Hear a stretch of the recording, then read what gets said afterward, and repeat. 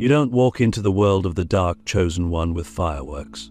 You don't even know it's happening at first. It's subtle, quiet, but it starts with a feeling, a strange sense that you're not like the others, not better, not worse, just different. You notice things others don't. You feel things deeper than what seems reasonable. You question things people accept without hesitation, and you begin to wonder if you're crazy, or if maybe everyone else is asleep. That's when the shift begins. That's when people around you start to notice something they can't name. They can't explain it, but they feel it. You're not normal. You're not like them. And it unsettles them more than they're willing to admit. The first way people realize you're not like them is through your energy. You could walk into a room and say nothing, yet the atmosphere shifts. It's not because you're trying to impress. In fact, you often try to shrink yourself, to not make waves. But your presence is the wave. You don't know why, but people either love you instantly or feel uncomfortable around you for reasons they can't articulate. It's your frequency. Your aura vibrates at a level that disrupts the illusions they live in, the lies they tell themselves. Your energy exposes their masks, and they feel it even if they don't understand it. You make them question themselves, not because you say anything, but because you exist outside the system they're plugged into. You are a glitch in their matrix. The second way they know is through your silence. You don't speak just to speak. Your words carry weight. And when you do open your mouth, you often say things that hit too deep, too fast. You skip the small talk. You go straight to the soul. You ask questions that make people uncomfortable. Are you truly happy? What are you afraid of? When was the last time you felt alive? You disrupt their autopilot. You shatter the surface, and it either draws people to you like a moth to flame or repels them like they've seen a ghost. Because your silence isn't empty. It's ancient. It's filled with the weight of everything you've seen and everything you know. People feel that. They can't explain it, but they know there's something about you that isn't of this world. And there's the third way. You don't belong anywhere. Not fully. You move through groups, cultures, belief systems, and never quite fit. You learn to adapt, to blend, to play the part when needed. But deep down, you always feel like an outsider looking in. Even in moments of connection, there's a part of you observing from somewhere else. Not judging, just watching. Like a soul that's been here too many times and is tired of pretending. People notice this. They feel your detachment. Some interpret it as arrogance. Others call it mystery. But it's neither. It's wisdom. You've seen behind the curtain. You know how artificial most interactions are. And while you crave connection, you refuse to sell your soul for acceptance. That's a rare thing, and people don't know what to do with it. The fourth way people realize you're not normal is how you handle pain. While others collapse under pressure, you alchemize it. You don't avoid the shadows, you walk straight into them. You face your own darkness, and you don't flinch. You've cried in silence where no one saw you. You've bled emotionally for truths you could never explain to anyone. But instead of breaking, you transmute. You turn heartbreak into art, loneliness into wisdom, fear into fuel. You've become fireproof not because you were born that way, but because you've walked through infernos that would have destroyed most. And when people see this resilience, this stillness in your storm, they know. They may not say it, but they feel it. You've been somewhere they haven't. You've faced monsters they still run from. And that makes you dangerous to their illusions, to their comfort, to their unhealed wounds. The fifth way is your vision. You see things before they happen. Not in a psychic, crystal ball kind of way, but in the way you understand patterns, energy, intention. You can feel where someone is headed by how they speak. You know when something is off before there's any evidence. You sense shifts long before they arrive. This intuition makes people nervous, because you're the one who calls it before it breaks. You're the one who says, "This isn't right," when everyone else is still in denial. And it's not always appreciated. You lose relationships, opportunities, comfort, but you don't stop because your inner knowing is louder than any external noise. You are led by something unseen, and people can feel it even if they don't believe in it. The sixth way people realize you're different is in your detachment from the world's rewards. While others chase fame, wealth, and validation, you're drawn to meaning, depth, purpose. You could have the success, the attention, the applause, but it doesn't fulfill you. In fact, it often drains you. You crave something real, something raw, something eternal. And so you walk away from what others kill themselves to attain. This confuses people. They don't understand why you choose solitude over status, why you choose truth over comfort. But you've tasted the artificial and it left you starving. You've glimpsed the divine and it left you forever changed. You're not chasing the world, you're chasing alignment. And that scares people. Because if you don't want what they want, it makes them question why they want it in the first place. And finally, the seventh way people know you're not normal is the way you awaken them without trying. Just by being around you, something starts to stir in them. A memory, a question, a longing.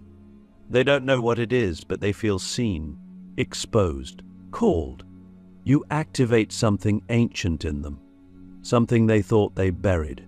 And while some lean into it, most run, because awakening is painful. And you, simply by existing, become a mirror they're not ready to look into. You become the reminder that they too were meant for more, but chose less. And in that space between potential and fear, they recognize your power, even if they never say it. So let me ask you something. What would happen if you stopped hiding the very thing that makes others uncomfortable? What would happen if you embraced the truth that you are not here to be liked, you are here to awaken? Click subscribe to this channel to get more profound spiritual lesson. There's a strange duality to your presence. You've probably noticed it by now. People are drawn to you like a magnet, but they don't always know why. They confess secrets they've never told anyone. They linger in your energy even when they claim they don't believe in energy. Some are enchanted, some are intimidated, but none are indifferent. And that's not by accident. You're not vibrating on the frequency of the mainstream. You're resonating with something ancient, primal, and completely outside the norm. You're carrying the frequency of the forbidden truths that have been buried, wounds that have never healed, codes that were never meant to be spoken aloud. And the world feels it. This frequency doesn't operate in the language of logic. It speaks in symbols, in sensations, in sudden waves of emotion that rise up in others when they're around you. You might say something simple, even mundane, and yet it lands like thunder in their chest. Not because of what you said, but because of who you are while saying it. You become a walking reminder that something more exists beneath the surface of their carefully curated lives. And that's terrifying. Because most people aren't ready to meet themselves. But your energy forces them to. You carry a spiritual mirror, and it reflects not who they pretend to be, but who they truly are when the masks fall away. You're not trying to do this. It's not manipulation. It's not persuasion. It's resonance. You've done the inner work, you've walked through the fire, and now your very presence tells a story without words. A story of survival, of transformation, of raw, unfiltered truth. And people feel that truth. They don't know how to categorize you because you don't fit into their boxes. You're not overly positive like the love and light crowd. You're not cynical like the skeptics. You're something else entirely rooted, grounded, yet cosmic. Human, but ancient. You're not trying to escape the world, you're here to reprogram it. And that mission makes people uncomfortable. That's why they project onto you. They'll call you arrogant, too intense, too quiet, too mysterious, too much. What they're really saying is, you make me feel things I've buried for years and I don't know how to sit with that. You trigger them not because you're wrong, but because you're real. And realness is rare. Realness is threatening. Because realness doesn't play by the rules of collective conditioning. Realness doesn't seek approval. Realness doesn't need to explain itself. It just is. And when your energy starts shining in its full, unapologetic frequency, it breaks the spell of illusion others are still under. People feel it in your eyes, in your silence, in your refusal to conform. And it either awakens them or terrifies them, often both.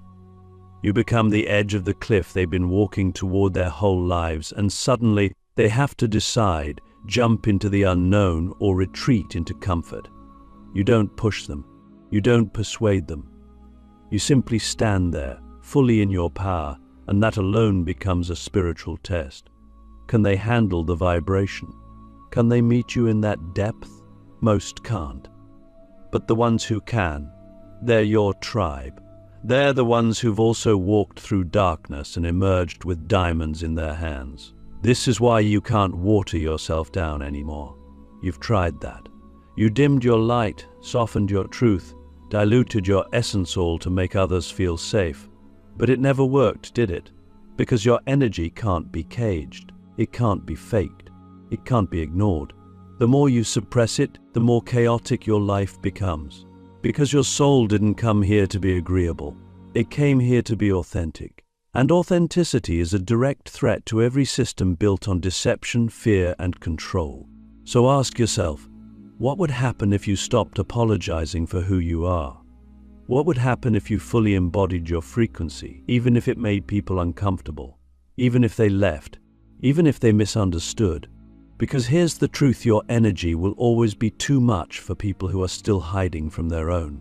But that's not your burden to carry. Your role is not to make others comfortable. Your role is to be true. And in your truth, you become a living signal to the others like you, the ones still hiding, still doubting, still waiting for proof they're not alone. And when they feel you, when they hear your voice, see your eyes, sense your energy, something in them wakes up. A memory, a knowing, a fire, and they realize, maybe for the first time, that their darkness wasn't a curse. It was a calling, just like yours. There's a heaviness you carry that no one sees, a tiredness that sleep doesn't cure. You might be young in age or even surrounded by youthful energy, but inside, you've always felt ancient, like your soul has lived 1,000 lives, like you've seen too much, felt too much, known too much. And you're not wrong. That feeling isn't imagination, it's memory. Soul memory. You're not just a person trying to figure life out. You're a soul that remembers. And that remembrance, it changes everything. From a young age, you noticed things. You felt emotions in the room before anyone spoke. You sensed when someone was lying, even if their words were perfect. You asked questions that made adults pause, questions about death, time, the stars, why people hurt each other. You weren't trying to be deep. It just came naturally. While other kids were obsessed with toys or cartoons, you were staring at the sky, wondering why you were here. You didn't have the words for it back then, but what you were tapping into was your multidimensional nature. You weren't just born, you returned. And that return came with baggage, wisdom, memories, wounds. This is why small talk drains you, why superficial conversations bore you, why gossip feels like poison in your ears. Your soul isn't here for the noise, it's here for truth.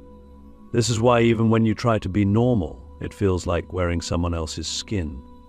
You can play the game, but it leaves you feeling hollow. Because deep down, you know too much. You carry too much. Your soul has walked through deserts of silence, oceans of grief, and forests of forgotten wisdom. You didn't come here to blend in. You came here to bring something back. People sense this, even if they can't name it. They say things like you're wise beyond your years, or it feels like you've lived many lives. And they're right. You have. You're not just reacting to this life, you're remembering all the others. The lifetimes where your truth cost you everything. The lifetimes where you had to stay silent to survive. The lifetimes where your light was hunted, your knowledge suppressed, your gifts feared. And now in this life, all of those timelines are converging. You were born now for a reason, because this is the lifetime where you don't have to run. You don't have to hide. You came back to complete something. That's why the world feels so heavy to you. Not because you're weak, but because you're sensitive. Sensitive doesn't mean fragile. It means receptive. You feel the weight of the collective, the unspoken grief of humanity, the confusion, the disconnection. And part of your soul's mission is to hold that weight, not by carrying it alone, but by transmuting it. You turn pain into purpose, chaos into clarity, wounds into wisdom. But in order to do that, you've had to walk through your own shadows first. That's why your life hasn't been easy. That's why you felt isolated, misunderstood, even cursed. But you weren't cursed. You were chosen. And the path of the chosen one was never meant to be comfortable. It was meant to be transformational. You've always been ahead of your time. You saw the cracks in the system before others even noticed there was a system. You felt the artificiality of society, the emptiness of consumption, the hollowness of chasing goals that don't feed the soul. And people called you negative, or too intense, or unrealistic. But you weren't any of those things. You were just awake in a world that thrives on distraction, awake in a culture that fears depth, awake in a society built to keep people asleep. So let me ask you something. What if your ancientness isn't a burden but your superpower? What if your sensitivity isn't something to fix but something to honor? What if all the times you felt like you didn't belong was simply the universe reminding you that you came here to build something new, not fit into something old? You don't need to force your awakening. It's already happening. You don't need to prove your worth. You already carry lifetimes of mastery. The only thing left to do is remember. Not with your mind, but with your being. To remember the temple within you, the codes you carry, the truths you've always known but were afraid to speak because no one around you was ready. But now the world is shifting and your time has come. You're not just old in soul, you're timeless. And every moment you choose to trust that, to live from that, to speak from that, you realign with your true essence. The world may not understand it, but it will feel it. Because when a soul that remembers finally speaks, everyone listens. There comes a moment in every dark chosen one's life when the hiding stops. Not because the world suddenly becomes safe or welcoming. Not because the wounds have all healed. But because the soul simply refuses to stay silent any longer. It's as if something ancient wakes up inside you and says, that's enough. Enough shrinking. Enough pretending. Enough waiting for permission from people who will never understand the weight you carry. You realize that your very existence is a message, a code, and that every time you withhold your truth, you delay the awakening of those who need what you came here to give. That's the moment of the final unveiling, the moment you stop being the question and become the answer. You've spent so much of your life being misunderstood. Labeled, dismissed, underestimated. People saw your depth and called it darkness. They saw your solitude and assumed you were broken. They watched you dismantle your own identity and mistook it for a crisis. They never realized you were becoming. That everything you burned was a burial for who you were never meant to be. And now here you are unfolding from the ashes, not with vengeance, but with vision. You're not here to prove them wrong. You're here to fulfill something ancient. Something sacred, something written into your very bones. You don't need a stage to be powerful. You don't need a crowd to be seen. You don't need validation to be real. What you need is to stand in your own knowing, to speak even if your voice trembles, to walk even if your legs shake. Because every step you take in your truth becomes a ripple in the collective. Every time you say what others are too afraid to name, you break the spell of silence that has kept so many imprisoned in fear. You don't just awaken yourself, you become the catalyst. The one who walks into a room and shifts the frequency just by breathing. The one who reminds others of what they buried, what they've forgotten, what they've been waiting for someone else to awaken in them. And they never see it coming. They never expect the quiet one, the misunderstood one, the outcast, the broken-hearted, the too much, the too intense, the too weird to become the one who changes everything.